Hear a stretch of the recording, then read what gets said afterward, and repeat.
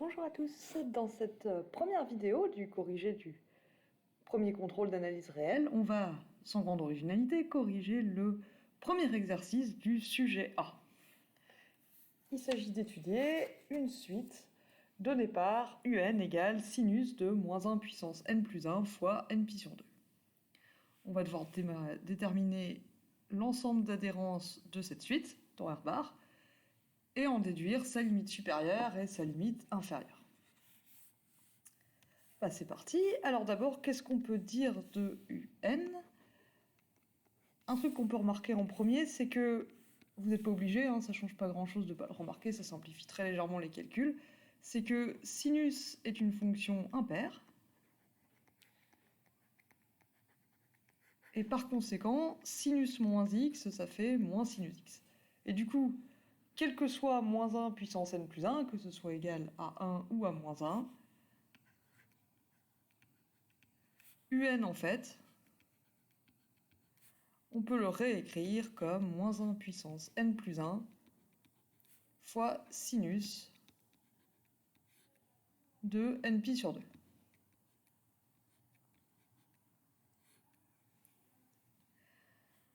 Ça va juste nous simplifier un chouïa les calculs, et on nous demande les valeurs d'adhérence de cette suite. Donc écrivons ces premiers termes, histoire de voir ce que ça donne. On obtient que U0, c'est moins 1 puissance 1 fois sinus 0 fois pi sur 2, donc fois sinus 0, ça fait 0. Petit rappel sur le cercle trigonométrique. Hop. Hop. Bon, petit rappel sur la patate trigonométrique. En 0, en x égale 0, le sinus ici, il est à 0. Alors, en 1, pour U1, on obtient donc moins 1 puissance 2 sinus pi sur 2.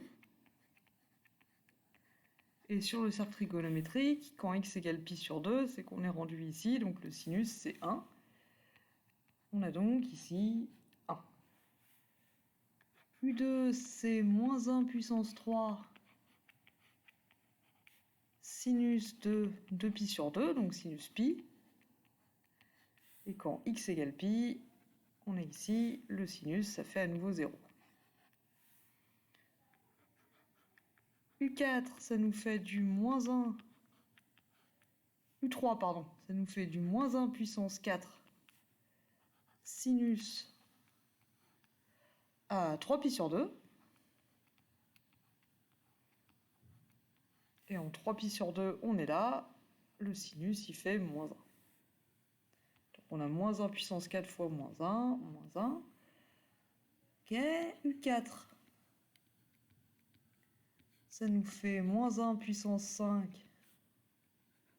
sinus à 4pi sur 2. Donc sinus de pi, donc on a fait un tour complet.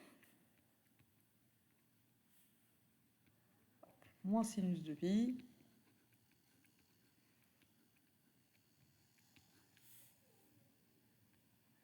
On a donc fait un tour complet, on est revenu ici, et donc le sinus c'est à nouveau 0.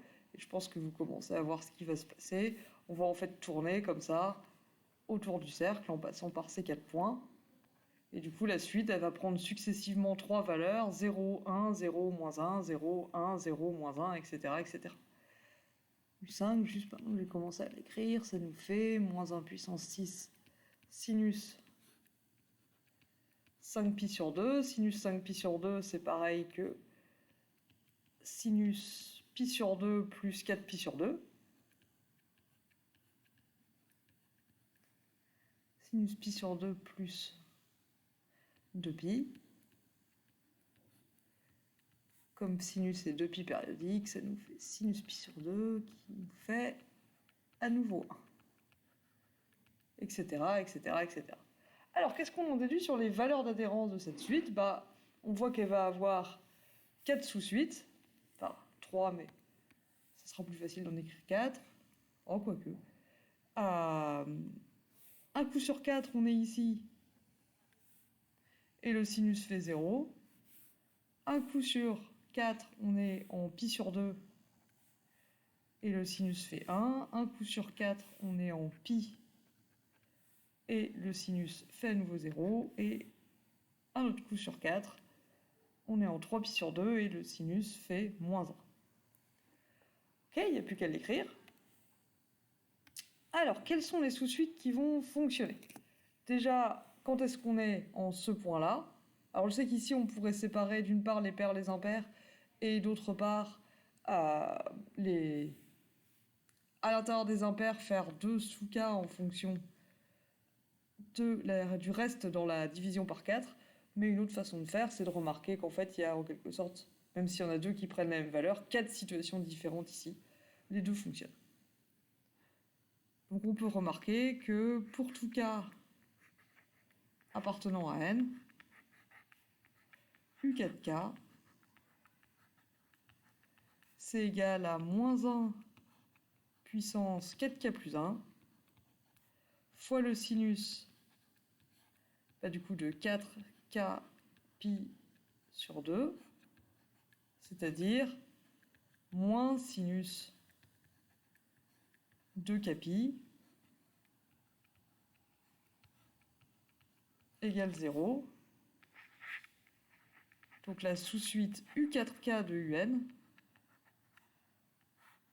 elle tend vers 0 quand K tend vers l'infini. Donc 0 appartient aux valeurs d'adhérence de la suite. De la suite UN. Ok. Il n'y a plus qu'à faire ça pour les 3 autres alors. Donc deuxième observation, quel que soit K appartenant à N, U 4K plus 1, c'est égal à moins 1 puissance 4K plus 2, qui va toujours faire 1, fois le sinus de 4K plus 1 fois pi sur 2, donc ça va nous faire 4K pi sur 2 plus pi sur 2. 4K pi sur 2, ça fait 2K pi plus pi sur 2.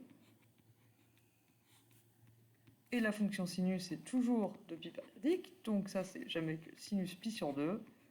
Et on a dit que ça faisait 1. Donc la sous-suite U4K plus 1 de UN, elle tend vers 1 quand K tend vers plus infini. Tac. Donc 1 est une valeur d'adhérence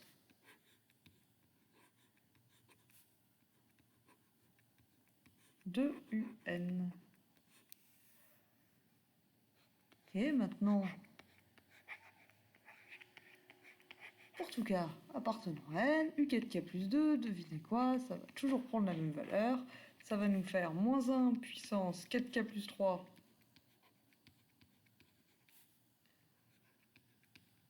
sinus de 4K plus 2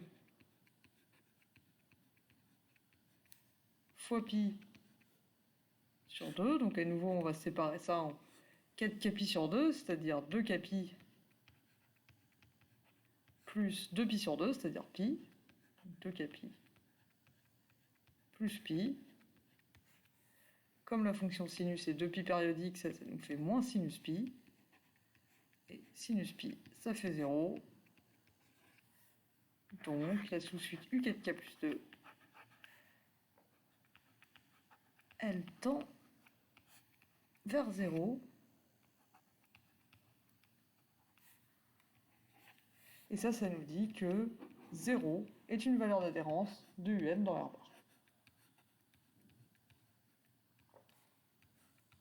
Et la dernière,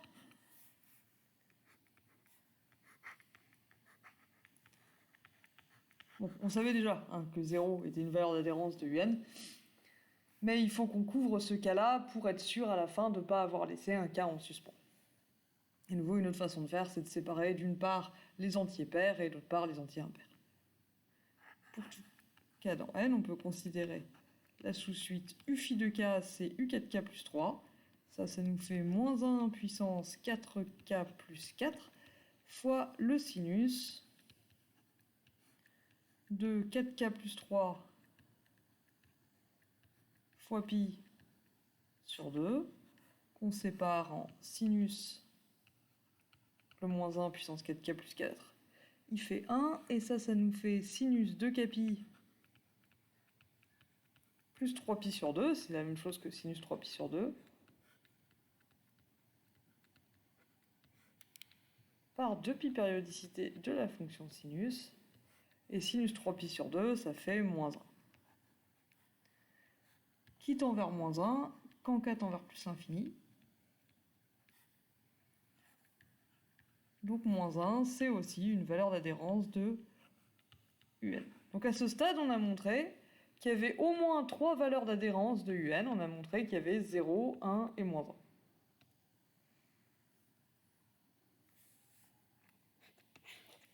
Donc l'ensemble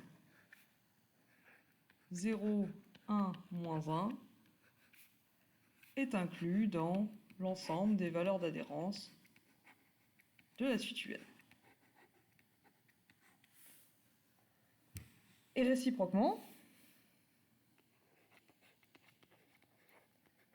en fait, on a fait tous les cas possibles. Un entier donné, soit il est divisible par 4, il s'écrit 4k, soit il s'écrit 4k plus 1 pour un certain entier k, soit il s'écrit 4k plus 2, soit il s'écrit 4k plus 3. Une autre façon de dire ça, c'est que si vous faites la division euclidienne d'un entier par un autre entier, le reste c'est soit 0, soit 1, soit 2, soit 3. Soit c'est multiple de 4 plus un reste qui est 0, dans ce cas c'est un multiple de 4, soit multiple de 4 plus 1, dans ce cas-là on est dans cet ensemble-là, et pareil pour les deux autres. Donc n'importe quel entier, il est dans un de ces 4 cas de figure. Donc ça nous fait une partition de n, et comme on l'avait déjà dit, ça veut dire qu'il ne peut pas y avoir d'autres sous-suites convergentes. Il peut pas y avoir, il peut y avoir d'autres sous-suites convergentes, par exemple une sous-suite de u4k plus 1. Donc c'est pas qu'il ne peut pas y avoir d'autres sous-suites convergentes, c'est que si on a une autre sous-suite convergente, elle ne nous donnera pas une nouvelle valeur d'adhérence. Je vous avais envoyé un complément pour démontrer ce truc-là, dans le cas de la séparation pair et impair, et ça marche pareil pour cette séparation-là. Et du coup, on en déduit que, en fait, cette inclusion juste au-dessus, là, c'est une égalité. L'ensemble des valeurs d'adhérence de la suite UN dans R bar, et dans R aussi d'ailleurs, c'est 0, 1 et moins 1. Hop. Ça, c'est la réponse à la première question.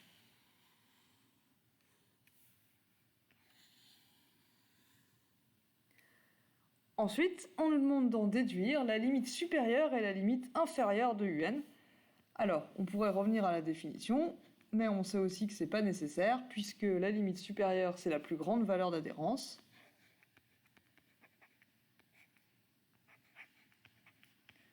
C'est le max de l'ensemble d'adhérence de UN. Ici, en l'occurrence, c'est qui le plus grand entre 0, 1 et moins 1, c'est 1. Lim 1 fun, c'est la plus petite valeur d'adhérence, donc ça va être le min de cet ensemble qui du coup est moins 1.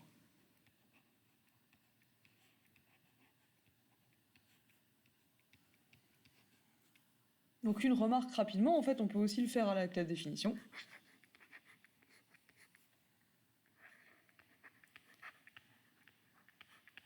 On peut aussi utiliser la définition de la lim sup et la lim inf.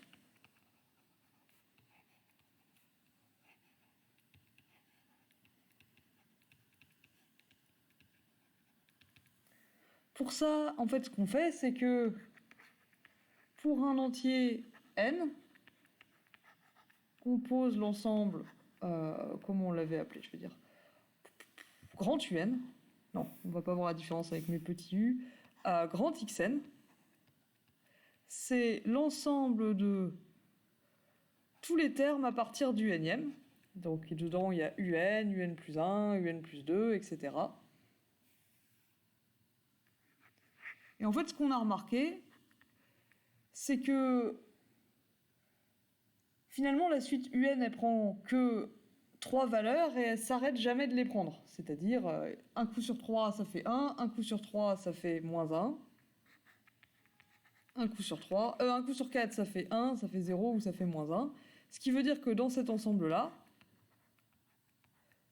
si n était divisible par 4, le premier élément ici, ce serait 0. Ensuite, il y aurait un plus 1, donc ce serait u4k plus 1, ça ferait 1. Ensuite, il y aurait u4k plus 2, enfin, un plus 2 qui serait un u4k plus 2, ça ferait 0. Après, il y aurait moins 1. Et après, ça reviendrait à 1, 0, moins 1, 1, 0, moins 1. Donc, il n'y aurait que ces 3 éléments-là dans Xn, puisqu'on ne compte pas plusieurs fois les termes qui se répètent. Et si n n'était pas divisible par 4, mais que c'était un uk, si n était égal à 4k plus 1, du coup dedans on aurait un qui serait u4k plus 1, ça nous ferait 1, u4k plus 2, donc un plus 2, ça nous ferait 0, etc., etc. Et ça continuerait, mais dans tous les cas, on passerait par les valeurs 0, 1 et moins 1 avant de reboucler. Et donc l'ensemble xn qu'on obtient, c'est celui-là. Et du coup, si j'appelle Sn le sub de Xn, eh ben ça fait toujours 1, vu que Xn c'est toujours le même ensemble. Quel que soit n, entier, le sub de Xn c'est toujours 1. Alors c'est pas tout à fait vrai, parce que si n égale 0, ben dedans il n'y a que le premier terme et le... Ah non, j'ai rien dit. Ignorer. Je vais dans le mauvais sens. Donc le sub de Xn, quoi qu'il arrive, c'est toujours 1. Ça tend vers 1 quand n tend vers l'infini. Et ça, la limite de Sn, par définition, c'est la lim sub de un. Et pareil pour l'inf de l'ensemble Xn. Ici, du coup, c'est même un minimum, c'est moins 1. Et ça, vous ne serez pas surpris d'apprendre que quand n tend vers plus l'infini, ça continue de valoir moins 1 obstinément. Et ça, par définition, la limite de l'inf de cet ensemble, c'est ce qu'on appelle la limite inférieure de un. Ici, on n'avait pas besoin, puisque on avait l'ensemble des valeurs d'adhérence et on pouvait utiliser cette caractérisation-là.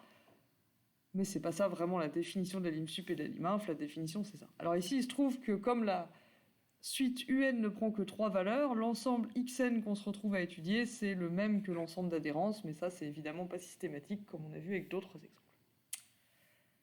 Et voilà, il me semble que c'est tout ce qu'on avait à faire pour cet exercice. Je vous donne donc rendez-vous dans la prochaine vidéo, si toutefois elle vous intéresse, pour l'exercice 2, du coup, en vous remerciant de votre attention.